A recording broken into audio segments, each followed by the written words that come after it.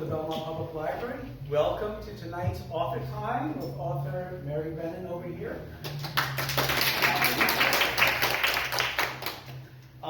Mary Brennan's going to be talking about her book, Mystery Stars, which touches on the important issue of teen suicide prevention, an issue that has touched the Jersey Shore region in recent years that we all have sadly become known about on this topic. So Mary is a longtime Belmar resident. She is a mother. She is an artist, former elected official, and now, and of course, an accomplished author as well, and her third book with us here at the library. So we're so happy to have her. Mary, why don't you come on up and tell us about your books and stuff. Thank you. Welcome, Mary. Thank you, everyone, for coming. I love my female tribe, except thank you. So good to see you. Good to see you again. I'm looking around and seeing all my outdoor friends, my aerobics and dance friends, and my phone class, and my hiking friends, and everything. It's such a great world here. I am thrilled to be back at Belmar Library. As Louis said, I've been here a long time. I've been writing for a lot of decades, and in all the writing I do, I weave together research, I weave together sort of things that interest me and my personal stories. But this book in particular has been probably the most challenging to write. And for those of you, has anybody here read it? I know. Chris was one of my advanced readers, and I can't thank you enough. Well, I was very privileged to read it. Yeah, I had about 12 people who volunteered to read it before it's published, which is a normal thing to do, and their feedback was fabulous. And I have to mention, one of them was a parent of a teenager who had been hospitalized several times for attempting suicide, and 2 of them were psychologists who specialize in working with teens. So to get the great feedback from them that I did gave me the confidence to continue with the book. And they're not here, but I want to thank them for it.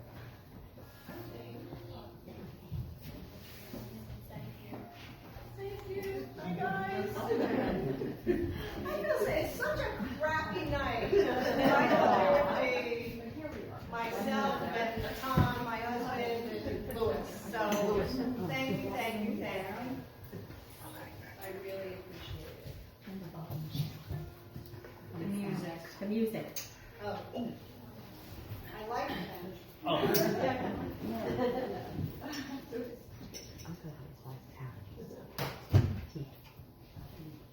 So for those of you that haven't read it, it basically, the plot line is about a talented high school freshman, Jewel Jacobs. All she wants in life is to be an artist.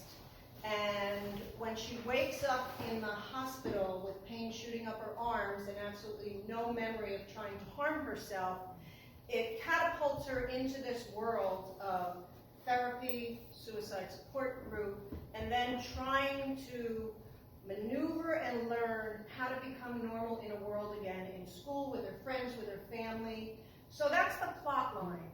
But really it's a story, I think, about hope, about healing, about moms and daughters, about friendships, and about what community does to make us whole. So it is a really serious topic. However, the book itself has lots of humor in it. There's funny sections, she has 2 guys that really like her.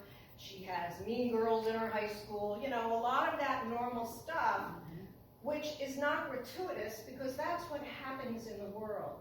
I don't think there's any single one of us that don't know someone who's suffering from anxiety or depression or other mental health challenges, and it's never that black and white, and it's never 24/7.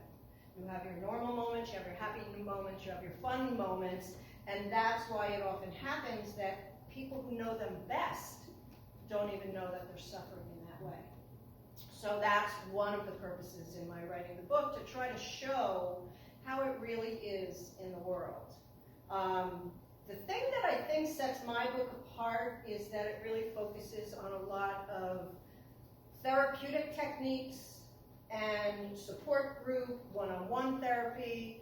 There's books in this genre now because there is more awareness and more conversation about it, but not a lot of them really do focus on this, and I thought that was really important, important part of the conversation. So, with that said, we're going to try one of them here. Are you ready?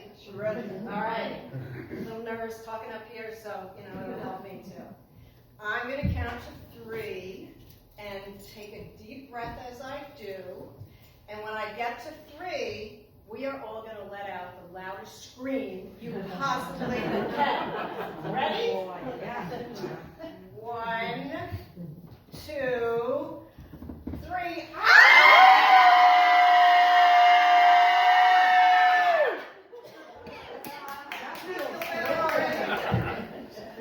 I'll have you know she asked my permission to do it. I wouldn't recommend doing it in the supermarket, but boy, does it work when you're in bumper-to-bumper traffic or other moments of extreme stress. It is really a therapeutic technique to just scream, stop, or just scream. It changes the whole energy in your body. So we got that out of the way. Most of the people, when they heard I was writing this book, which is very different than my other books, asked me why. And there's several reasons, one of which Lewis mentioned. When my son was in high school, there was a rash of teen suicides in southern Monmouth County. He knew a couple of the boys from his grade. 2 of them were really good friends with my nephew, and my sister wasn't. And that has impacted me ever since. In fact, I'm in contact with 2 of the moms. One wrote a book about her son. I just want to make sure I get the name right. I'm going to read it. It was called Without Tim, A Son's Fall to Suicide, A Mother's Rise from Grief. And this was by my friend Lisa Schenk.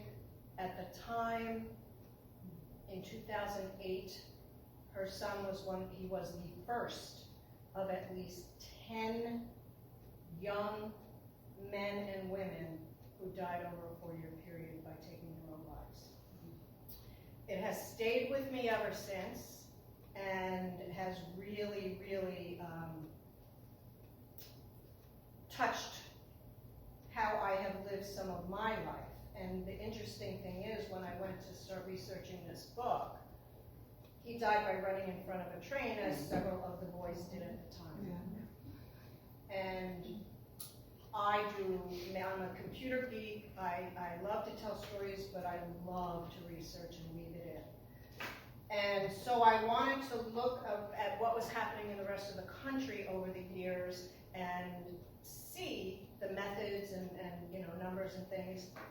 And unfortunately, death by train in clusters is not limited to southern Monmouth County. It has happened all over the country to young people. So it's heartbreaking. So that was one thing, and I don't, as I said before, I don't think there's any one of us that don't either have a family member, a friend, or even sometimes ourselves who suffer from depression, anxiety, or mental health challenges. I have a couple of family members who I have lost to the consequences of drug addiction, to anorexia, and some other things over the years. So that also has affected me deeply personally. But the third thing, and a lot of the publicity of the book hasn't touched on this, the third thing is that the book has a focus on childhood sexual abuse. The CDC's latest research is that 1 in 4 girls in the country experience sexual abuse before their 18th birthday. 25% of our young women. And it's not the only cause of suicide ideation, but it is a cause. And while the book is far from my story, not my personal story, and I choose to keep that private, I actually used my old journals from growing up in my family for some of the wording, the feelings, and the emotion. And that is what made this book the hardest thing I've ever written. But with that said, those things have been with me, and so the question isn't really why, it's why now. And anybody who has listened to the news or read the papers or saw what went on to kids in the pandemic, the statistics are overwhelming. Suicide is the second leading cause of death among teenagers in our country today. And I don't want to be a bummer or, put everybody down, put everybody in a dark mood, but honestly, we need to increase awareness and have more conversation about this, and that's the reason I wrote the book now. I'm heartsick over what's going on. Even the U.S. Surgeon General has called the mental health challenges of today's youth the crisis of our time. And I'm not going to get into social media or any all those millions of reasons. It doesn't matter. It matters that our kids are suffering, even if they don't look like they are. And, this happens to be an adult audience, so I'll talk to you as adults in lives of people, young people, for however you know them. Be there for them. Talk to them. Be interested in them, because that's all they want, even if they pretend they don't or act like they could care less. And it does make a difference. And so that's, the book is my way of trying to contribute to the dialogue and open awareness and things like that. So I'm going to read a couple of short sections from the book. I have to say, I'm not a good reader out louder. I'm not a good out loud reader. And now with the audiobooks where they do the voices and things like that, so you're not going to get that. But it will definitely just give you a flavor of the different things that are going on in the book, and hopefully entice you or you to recommend it to young people you know. My audiences really are teenagers from 12 to about 16 and their parents. And I'm also now working with a couple of healthcare organizations, mental health organizations, suicide organizations, with healthcare providers where they like to use people who have written or done things to help support their efforts. So those are really my three target audiences, the healthcare providers and the teens and the parents. Anyway, this is about a third of the way through the book, and Jewel has to go to her first support group meeting. She'd gotten out of the hospital days back. She's exhausted. All she wants to do is lay in bed. And her mother, Ellen, will not let her do that. Time to get up, Jewel. You are not going back to sleep. I promised the doctor I'd get you to this meeting, and I'm going to get you to this meeting. Got it? Awake now, Jewel said. Kay, you don't have to get so crazy. The word halted them both. Ellen's stony stare softened. Jewel took a deep breath and let it out slowly. Then she flipped her knees to the edge of the mattress and worked herself up. Do you want me to wash your hair? Her mother asked gently. I know it's tough not being able to shower yet. That's okay. Jewel looked at the floor. I'm going to get dressed. I'm pretty sure I can just braid it. Well, let me know if you need help. Do you want some eggs? Nope. You have to eat. I'll grab PB on a rice cake. Okay, I'll get it ready for you. Jewel felt her mother's gaze on her. She stood up and stared back. Okay, Mom, I'm going to get dressed now. Her mother caught her eye with a look that Jewel couldn't decipher. Then she walked out the door with, let me know if you need any help at all. The thought of fastening her jeans made Jewel wish she could stay in her sleep pants. They were a cute plaid, and a lot of kids wore theirs to school, but she wasn't up for the argument with her mom. So she steeled herself and pulled up her faded Levi's. Thankfully, the pain felt a little better than the day before. She navigated her arms into a black t-shirt and delicately inched up a pair of socks. Then she grabbed her brush and started smoothing out 3 sections of hair. She was right. Weaving her tresses wasn't as bad as long as she remembered to keep her wrists straight and just use her fingers. Maneuvering the scrunchie proved tougher, but she finally fastened the braid, put her feet into her clogs, and looked in the mirror behind her door. The now dingy gauze around her wrists looked like weathered fence pickets on either side of her slender waist. A wave of nausea washed over her. She closed her eyes and took yet another deep breath. Quickly, she went to her closet and snatched a flannel shirt, relieved that the long sleeves fit over her bandages. "You all right?" Ellen called up from downstairs. When Jewel came down, she sat across from her at the kitchen table. Jewel nodded, licking peanut butter off the side of her rice cake. "Just take it for what it is, hon. It might be helpful."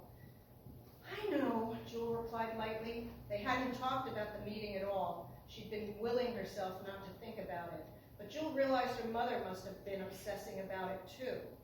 She remained quiet as the car pulled into the hospital entrance. Her anxiety rose, a lasso spinning inside her abdomen. But she forced herself to instruct evenly. "I think you go around back, Mom. The doctor said there's a door that brings you to the community room." When they spotted the correct sign over glass double doors, Ellen pulled to the curb and came around to let her out. "Wait here, I'll go park." Jewel swallowed. "That's okay, Mom, it's right inside." The doors automatically opened as she turned towards them. "You sure?" She didn't look back. "Yep. I'll pick you up right here when..." The doors closed on the rest of the sentence. Jewel stopped to look around. She figured she'd walk right into the meeting room. Instead, she stood in a bright atrium where people scattered in clusters. They sat in seats separated by large potted plants. Her breath caught and the lasso tightened. "Can I help you, miss?"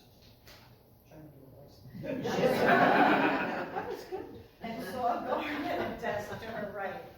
He smiled. "You look lost." "No, I'm here for a meeting." "Which one? I can direct you to the correct room." He pointed down the hallway behind him and lifted a paper that obviously listed all the activities. Jewel froze. What should she say? What was the group even called? She felt her face redden, and as if they were sending out their own shameful signals, her wrists throbbed under her flannel sleeves. The guard stood expectantly. Jewel stared over his shoulder, down the hallway, and spotted a familiar figure coming from the opposite direction.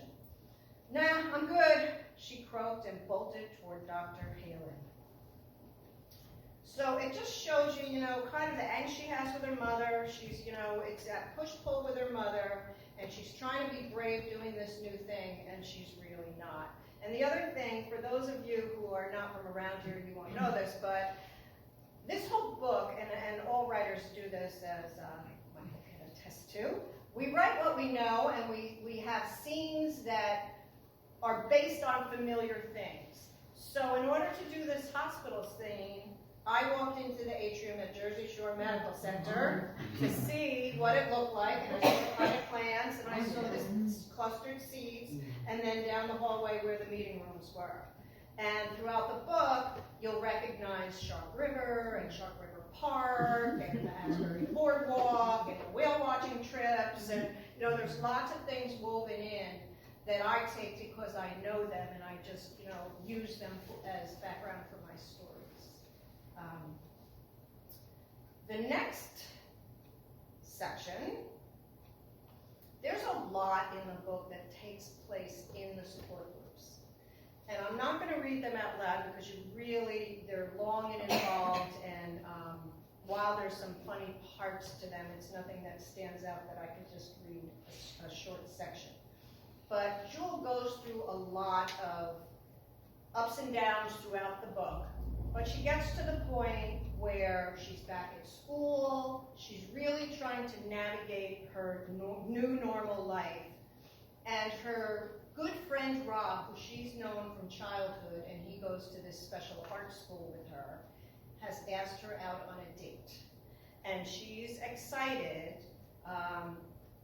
and the only reason she will go is if her best friend Holly can go too. So Rob asked Todd, one of his friends that neither the girl knows, if he would go with her best friend so they can go on this double date. And that's where this scene starts.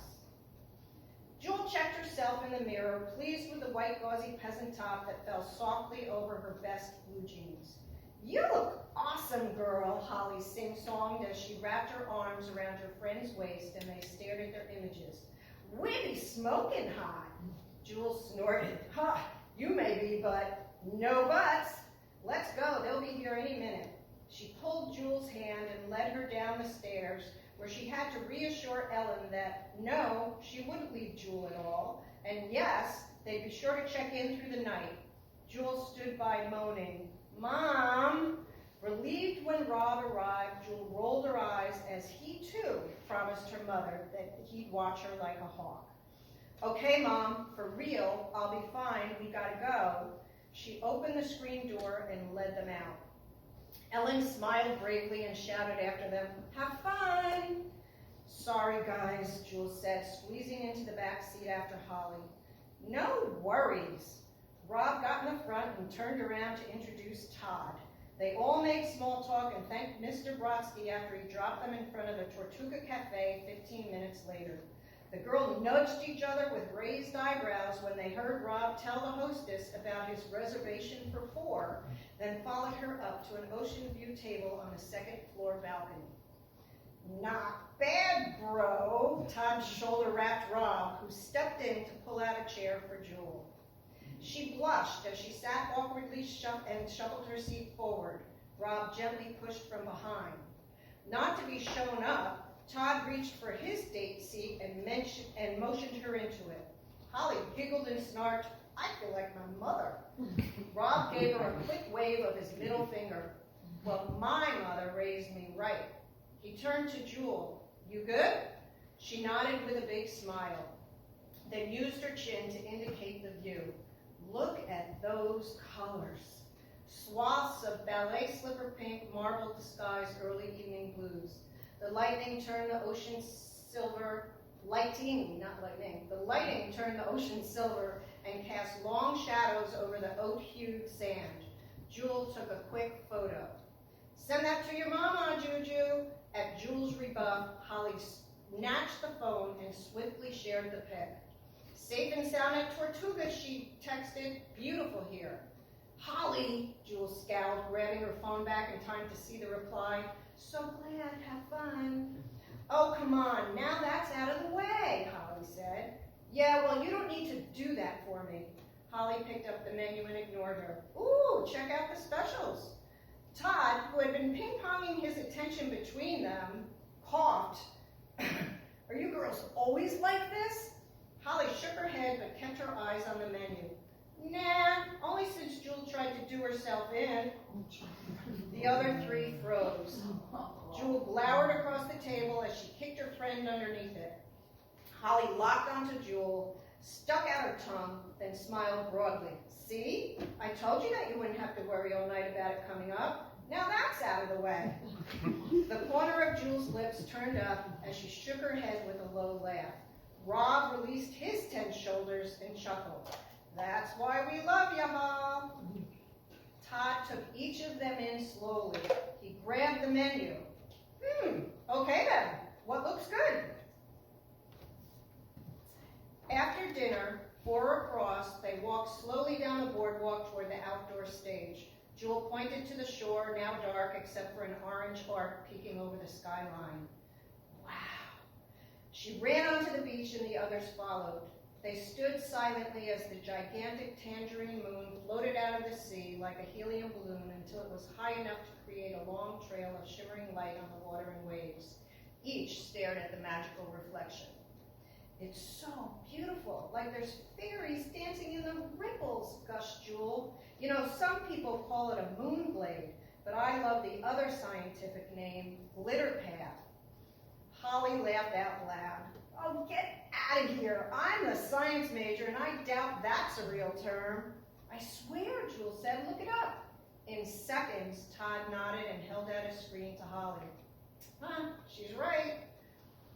"Well, you gotta love that," said Rob. "For once, something in science makes sense. Glitter path.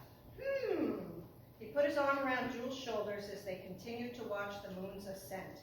She didn't even stiffen. In fact, she softened into his easy embrace, feeling happier than she had in a long time.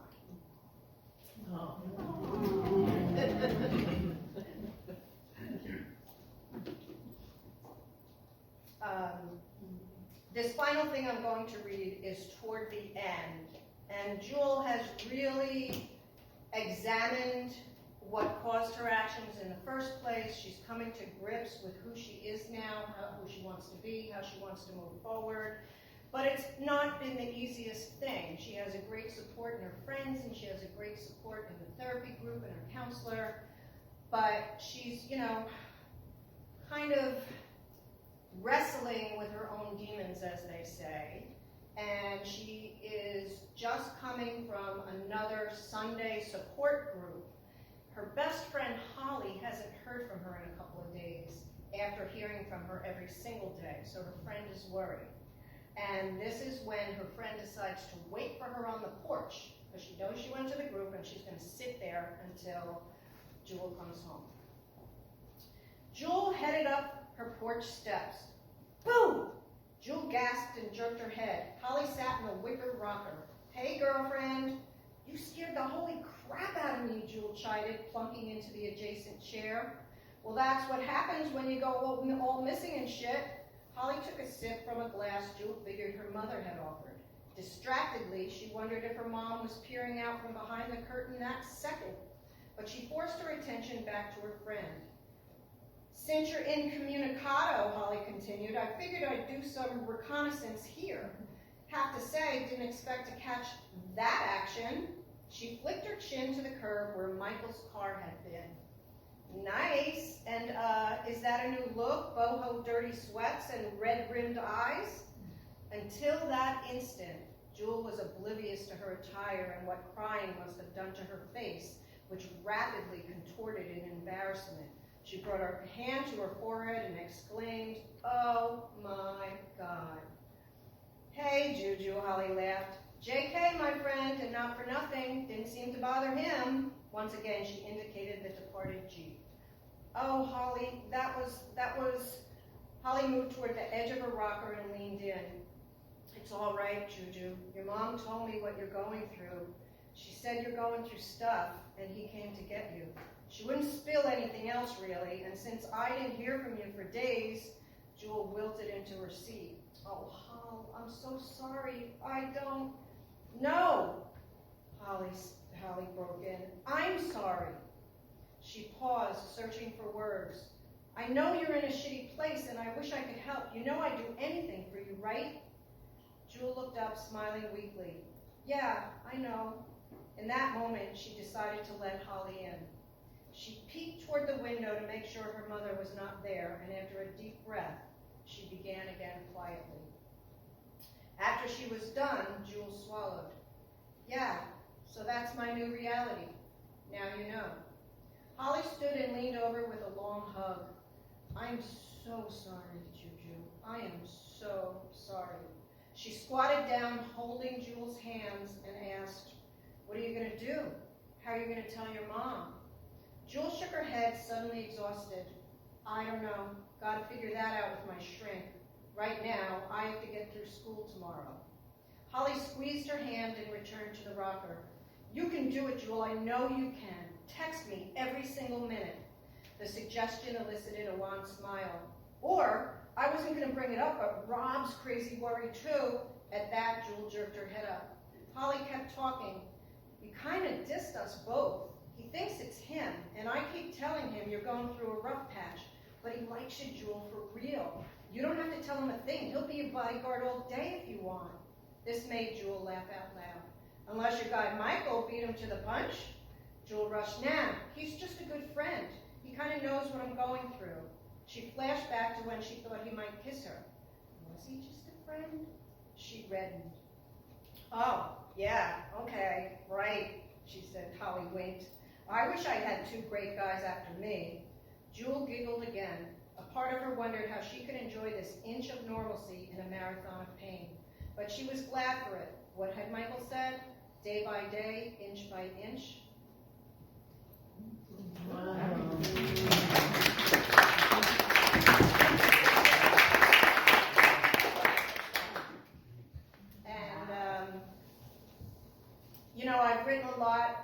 and done a lot over the years, and I've come to a place, you know, as I've gotten older, where I really want to use my life energy to promote inner peace and outer community, outer connection. And for those who are local, you know, I did Better Angels, and I did lots of stuff, and I lead hikes, and I, you know, do meditation groups and all of that. A lot of people think of, you know, finding inner peace as a solitary thing, but really they're finding now that it has all to do with community and being part of groups and being part of people that you trust and care, and you would even call it your tribe or whatever. And loneliness is such a critical problem right now, and not just among young people, even they're finding with the elderly, that the U.S. Surgeon General, who called it teen issues problem, has said, he has put out literature that he equates today's loneliness with being just as lethal as smoking a pack a day or drinking 6 drinks of alcohol, that from a health standpoint, being lonely can be just as dangerous for your health. For kids, we don't see that because they're connected 24/7, and so it seems like maybe they're not, you know, lonely, but they are. And the thing, you know, I love writing about and for teenagers, biologically, when you're 13 and 15, your brain is gush. Your prefrontal cortex has not developed at all. You got another good 8 to 10 years before you're able to make rational decisions, before you're able to kind of not be impulsive. And even then, how many 28-year-old young men do we know who are impulsive? But it's really bad when kids are teenagers. So on top of that, and all the other stuff that goes on, it's no wonder that we're seeing sort of this rash of stuff happening. So anything we can do, you know, I guess my goal in this, and even though I have to say, my books are all different. This was Peace Pilgrim, Walking Her Talk Against Hate, and it's a middle grade book about a woman who walked across the country, you know, promoting peace. And then, of course, my eye rolls and awe about all the national parks. And again, both of them weave in narrative stories with tons and tons of research. When I thought about it, they all do boil down to feeling a part of community or inner peace or promoting connection with ourselves, with our country, with each other. So I think it all has been fairly connected for me. And at this point, I'm believe, you know, the book will get out there, and I certainly appreciate all you guys coming tonight. And I'll open it up for questions. I guess one question I have is, I'm wondering about how important it is for parents to keep an open channels of communication, that they're open to talk. Because it sounds to me that a lot of these troubled children are holding things inside. They're not communicating out. They don't feel comfortable sharing those emotions and feelings. How can parents, and I'm a non-parent, I don't have any kids, but I do know people, even in my family, that have encountered teenage mental issues. And so when they encounter that, how can they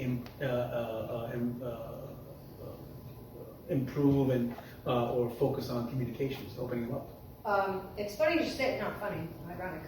In this book, all of the appendixes have a lot of research in them, and there's a whole entire section on parenting connection. And I have done tons. As a, you know, besides writing books, I do a lot of research, magazine writing, healthcare writing, and things like that. And it was a focus of mine. And they're finding that kids, even those who act like they want nothing to do with their parents and don't want to talk to their parents, and they're snotty and push back and everything else, still want their parents around. So as parents, you just have to take the crap and do everyday things with your kids, not necessarily when they're in a bad mood or they're acting out. Try to eat dinner together. Try to talk to them or walk, you know, when you're driving them in the car, try to have a conversation with them. Create daily habits where they're used to hearing your voice, you're used to hearing their voice. You're not on your, you know, so many parents are on their phones and their own social media that they're not connecting with their kids. Exactly. And at night and all of that. So there's been a lot of research and a lot of techniques out there about how to broach the subject.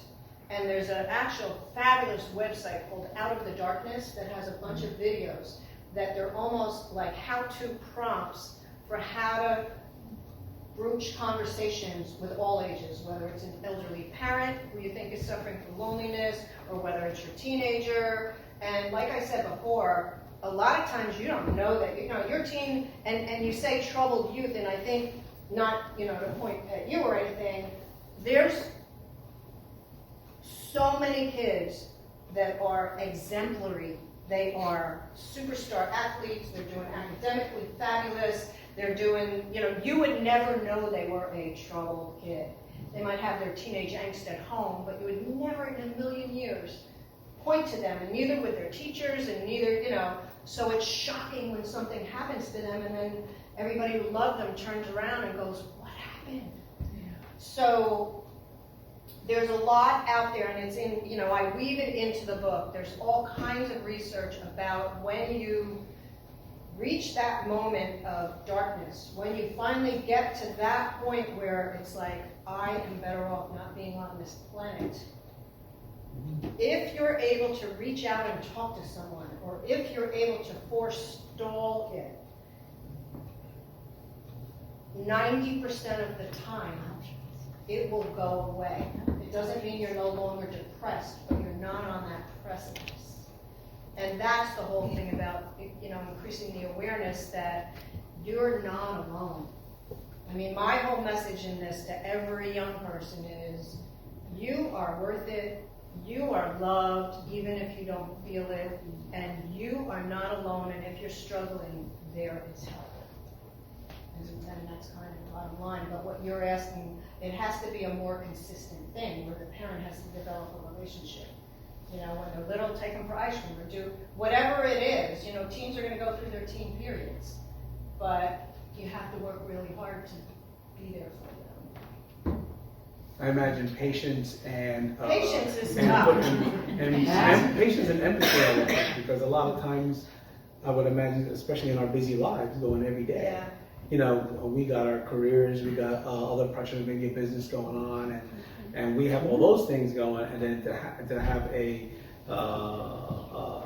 son or a daughter who is having these issues, and you feel frustrated yourself. Why can't he be normal? Why can't he be like any other kids that are not getting trouble like that? How does, I guess a lot of parents have to learn how to overcome that and kind of like learn to accept that. It's sort of like what I had to learn about my dad when he was beginning to show signs of dementia. I have to accept that he's no longer the person that he was. So I guess that has a similar role. I do think, and it's one of the things that really gets highlighted in my first book, you have to walk the earth with love, no matter what. You never know what's in anybody else's mind. You don't know what anybody else is going through. Your children, your parents, other kids in school, people you meet at the supermarket, people who cut you off on the highway. If you get short and angry and defensive, that energy carries on to, you pass it on. And if you're patient and loving, and believe me, I can't even do it, but I try. We all try. As we get older, we learn and we try. I think it's just really important, all those techniques about taking a breath, taking a step back, because God knows it's going to be frustrating as heck, and so can people, so can someone in the supermarket. But if we come from a place of kindness and compassion, and that's the thing, I should mention this, and I've been thinking about it more and more. We, in school, teach our kids reading, writing, arithmetic. We teach them computers and everything else. We actually no longer, not even no longer, I don't think we ever did. We don't really teach them how to take care of their own nervous systems. We don't teach them resilience or to be kind to themselves. And it's so important that we take the time to rejuvenate ourselves and be models for our kids in doing that, because then they wouldn't probably they would have tools to calm down when they get crazy and you start pushing each other's buttons. So, you know, I think it's something that people, the healthcare professionals are certainly looking at now and trying, you know, little curriculum things here and there. But if it were really, you know, if we had a curriculum on kindness, I think it would go a long way. They do start it now, like, In our your school has school? social emotional learning, like, it's Okay, actually a so- thing. So I think since COVID, I don't know if there's any other teachers here, but, since COVID, I think they've started to look at that, because they see how the kids have been damaged, so. Yeah, I think there should be like a major in restoration. We need to restore ourselves. You know, it has to be the other R. And I have to mention, since Donna's here, I meant to do this before. Donna lives down the block from me, and she is an 8th grade teacher. For former And days. she was. For 3 more days. 3 more days. 3 more days. But while I was Well, I was writing, still there. while she was still there, she does these fun things with her kids every single day, and one of them, she decided, I said to her, you know, I was trying to find out, I had pretty much finished the draft, I had 3 different, completely different cover designs. And on this book, I did a whole Facebook thing, and I had like a couple hundred people weigh in whether they like this one or the mountain scene better, and this one was like, this is this one. I had 3 different ones, and I was talking to Donna one day, and she's like, you know, I can ask my 8th graders, I'll do an anonymous survey. And she it was like over 100, because she teaches all the kids, over 100-something kids weighed in on 3 different covers. They got the blurb of the back, they saw the covers, they got the synopsis of what it was about, and they overwhelmingly picked this cover. Meanwhile, when I surveyed like 20 of my adult friends, they did not pick this cover. This is the cover that's on the page. Yes. Oh, yeah. You know, Mary, I think one of the good things that has happened in the last few years, since my children and your children were in school together, is that bullying, you know, there's been a big spotlight shown on bullying, which has been around forever, and the effect that bullying has, even early bullying, you know, much later, having, you know, driving a child or a teen toward that dark side, toward that precipice. Mm-hmm. I think that is such a good thing. When that came out in Belmar Elementary many years ago, I attended a couple of those in the classroom that we were able to attend, and I thought that was wonderful. Yeah. And now there's, you know, cyberbullying and all this other stuff that's come out, but yeah. But I think it's good that that has come out, because I think one of the saddest things is to read that some kid that was bullied, you know, child bullied 5 or 10 years ago, you know, or you're wearing glasses, or I wore braces, you know, that kind of thing. It's harmful years later, 10, 20, 30 years later. Yeah, So I think that's, I know. I agree. Well, there was the girl in Washington County. Yeah. oh God, yeah, oh yeah. I mean, it's out there. It's very, very sad. So like I said, the whole reason for the book is just to add to the dialogue, Yeah. make it something that we can talk about, increase awareness, Yeah. and hopefully it will, you know, resonate with some people. If it makes a difference in one person's life, then it makes a difference. So where do you fit in both help for parents and family therapy, as well as the young person going for support groups? In the book or just in general? Well, both. Well, I do have to say, there's a session where a couple sessions where mom comes with her. That it doesn't address that as much, and there's different ways to approach it. But yeah, I mean, I think there's a huge place for family therapy, and the healthcare practitioners. I've been learning more and more and more about what the different states do in their child advisory, their CACs, child advisory commissions, or they each run in different ways. and they set out the protocols for what therapy a kid will get if they come in with this problem, or what they're, So it's kind of interesting that some of them are run by the prosecutor's office instead of therapists, and some of them are run by, so it's a mishmash out there. And there is no such thing, and I go into it in the book, there's actually no such thing at, like AA or NA, you know what you're gonna get when you go there. There's no such thing as a suicide support group.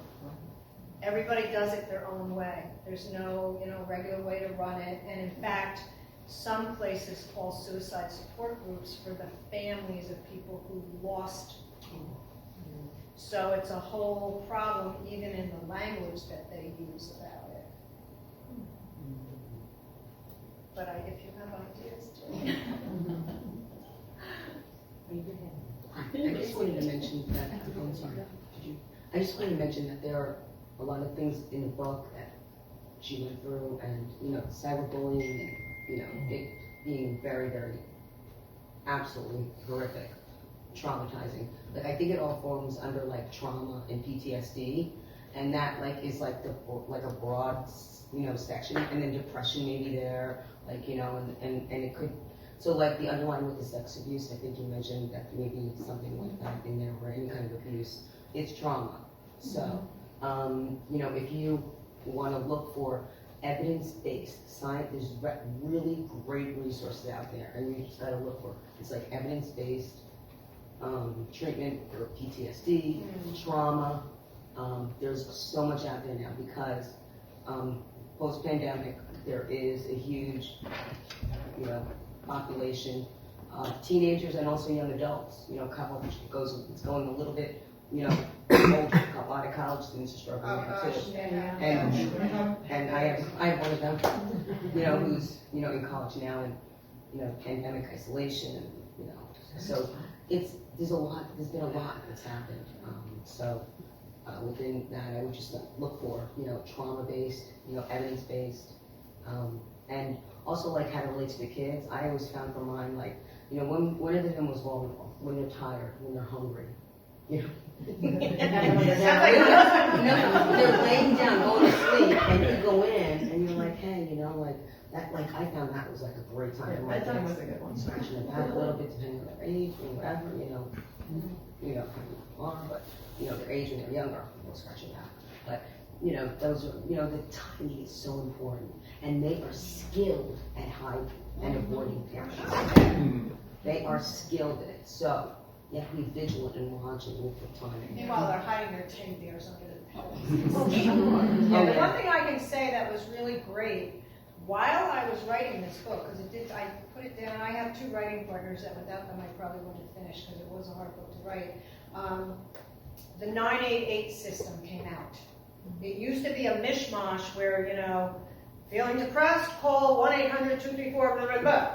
Feeling depressed, call 9, and there was 7 different things, and no one could put their finger on what to do. So they came up with a national, just like 911, a national 988 for mental health. And when they first launched it, it crashed because there was so much usage. So they figured that out, but at least, and then 2 weeks ago, they released a hearing impaired version. So now, hard of hearing people can get an ASL counselor through the 988. So they're moving. Sharon? First off, I wanted to commend you on using verbiage that kids actually use. As an educator of over 3 decades, that's the way they speak. And so that was just, I think, point on, because I couldn't get that verbiage down. Number 2, I wanted to know if any of the characters in the book might have had either an experience, because I know you talked about sexual abuse, so I was also thinking about gender identity, which I know is another big topic right now for kids, and I remember having a student of that particular concern, which almost The led to... support group that she joins has 8 kids. And what I tried to do with those characters, some more minor than others, but with each of those characters, I tried to bring in a different, more diversity of mental health issues. So one of them does have gender identity issues. Another one is an overachiever. Another one comes from, you know, a drunken household. Like I did a lot of research to see what a lot of this, what generated the anxiety and depression among kids, and tried to come up with characters that represented at least some of that.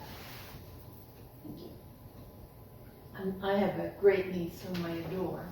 She is from Middletown, and as a senior, she had a friend on the soccer team, a sophomore, who was being bullied by the other kids on the team and this and that. Anyway, she reached out to her. She would drive her to school, and she took her life in her hands. And her parents seemed, totally aware of what she was struggling with. She was going to therapy.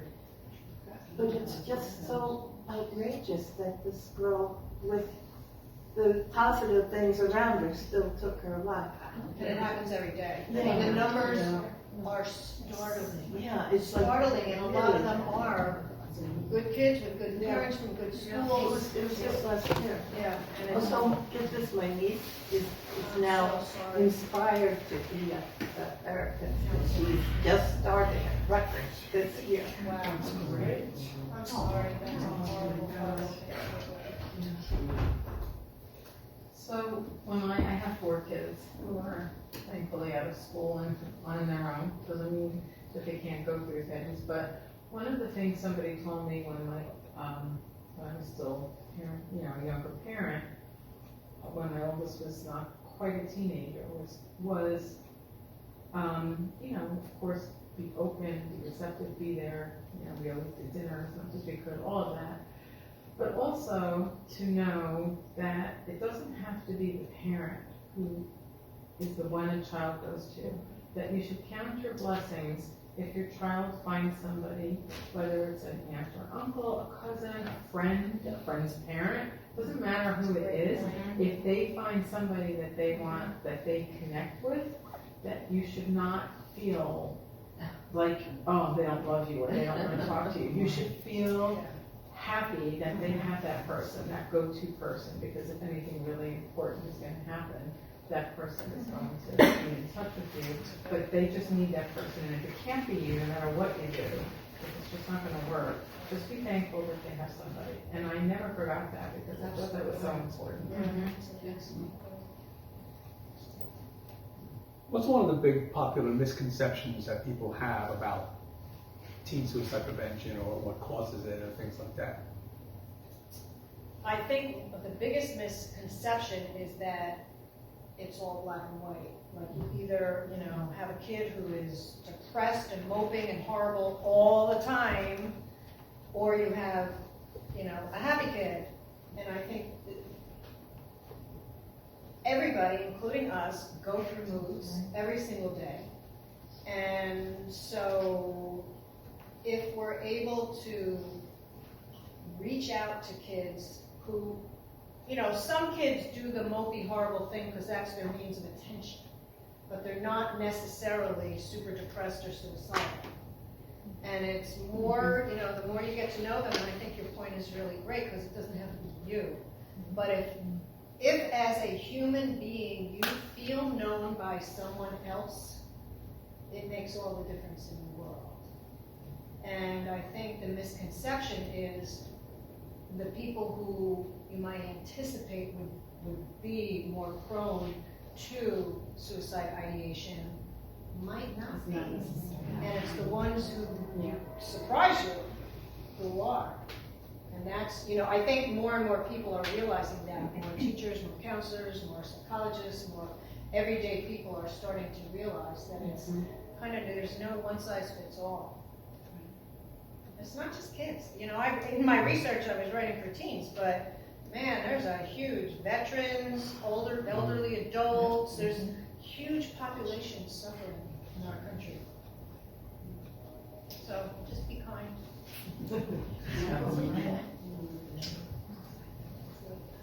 When you say something like that, though, people would think, the person I always think of is Robin Williams.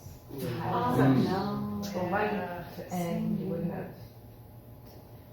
I know. considered that. I know. And, it's really interesting. because I include his name in the book. You do. There's a snarky guy who kind of is, he tried to kill himself, but he also, his way of coping is to make all these jokes about it. And so he obsessively researches and he goes online and he brings in all these names of, famous people that try to kill themselves.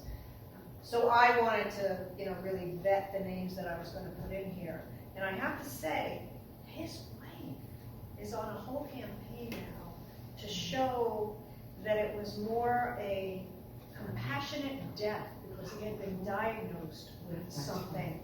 Yes.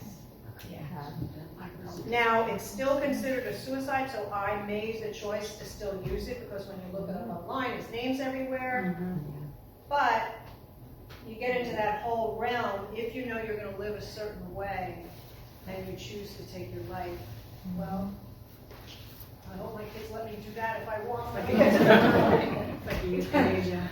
I don't know. I know what you mean though, because he's not the only one. There's a lot of famous people. There's no easy answer at all. I don't think, we could be the best parents in the world, and to blame the parents is the worst thing in the world, because some parents are amazing, read to their kids every day, did everything they could, and they still lost their child. So, there's certain things we can't control, but because, like I said, of the rising numbers and the epidemic of it, I just feel it needs to become more of a conversation. So now that I really left you all bummed out, gotta do something fun. One last question for that. So if a parent comes to the suspicion or the realization that their child is at risk of suicide ideation, what are the best first steps they can do to start addressing the issue? Well, I'm not a therapist, so I can't answer that. Okay. But I would say to find a therapist. Talk to the people who are professionals in that area and learn as much and get as much information as you can so you know that you can try to do the right thing with your child. The child, like I said, I'm a teacher also. If a child ever says to a friend or a guidance counselor or anybody that they're thinking of it, it's immediately reported and there are immediately steps that they have protocols that they must take. Because in an instant, it all goes into, if it goes right, which it should, and that child is immediately that day taken care of and taken to a mental health. There's a whole school protocol in every state. Well, there definitely should be, acted on immediately. There's some things that you can try to dig a little deeper if you can, like in the immediate moment, where you just sort of have no emotion, no reactions, and one of the questions I think sometimes people have asked students, is have you ever thought of hurting yourself? It's a regular, do you have to go to the bathroom? Have you ever thought of hurting yourself? One of the first questions they ask. And the other thing is, if they say, yeah, you'd be like, well, how would you do it? Have you thought of how you would do it? Now, if they have a plan, like 911, not a 911, but it's absolutely escalated.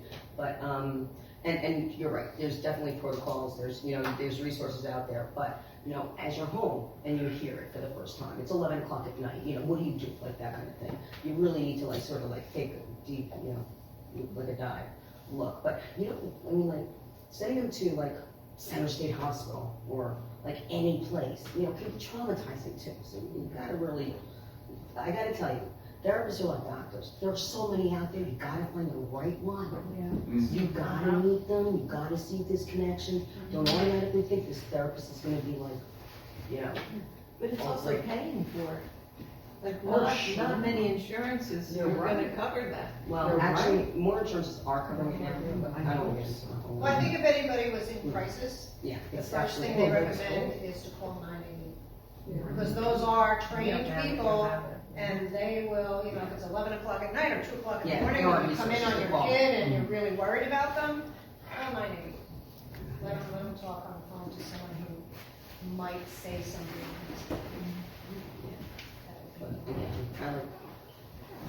So anyway, I know Louis has food here, And I do have a few books. They're available on Amazon, Barnes and Noble, wherever online books are sold. But I sell mine at cost when I order them because I get like cost copies. So, were you going to say something? No. Michael is one of my authors, and he has fabulous books. Oh. The message you're giving us here, is it gender specific? You talk about you dealing with Holly. Yes. Is it also good for Harry? Yes. Yes. Yeah. I mean, my character happens to be girls, but there's boys in the support group as well, and they play quite a role actually. And the story could have been a boy, I feel like. It could have. It could read for a boy too. Yeah. Oh, yeah, relatable, absolutely. Well, thank you very much, everyone, for coming Yeah, tonight. you know Thank you for- I just feel I have wonderful people in my life, and I thank you all for coming. I feel really blessed. So as you're all probably aware, this is the first of 3 author times we have lined up in the next couple of weeks. Next week is Joanna Kloster, whose book is about how a teenager saves a puppy from the evils of puppy milks. And so if you know any dog lovers that would love to hear come on next Tuesday night at 6 o'clock here to meet Joanna Kloster. I have some food, so please partake on your way out. Feel free to stay for a few minutes, hang out, chit chat, there's no rush to leave. And thank you all for coming tonight. Thank you.